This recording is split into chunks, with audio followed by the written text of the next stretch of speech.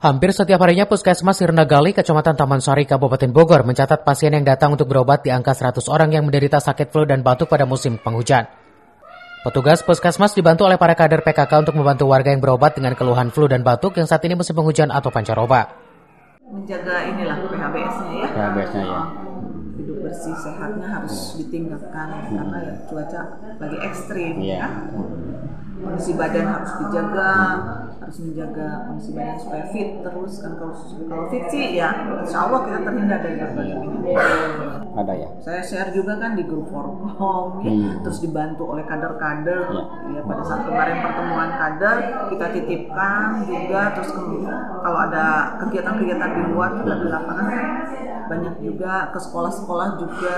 Nih bulan November aja juga ke seluruh SD, madrasah ada kegiatan bulan November. Cuaca ekstrim, pihak Puskesmas dan kader PKK ini melaksanakan kegiatan sosialisasi mulai dari masyarakat hingga ke sekolah karena sudah memasuki pancaroba. Dari Taman Sari, Wawan Supriyatna melaporkan.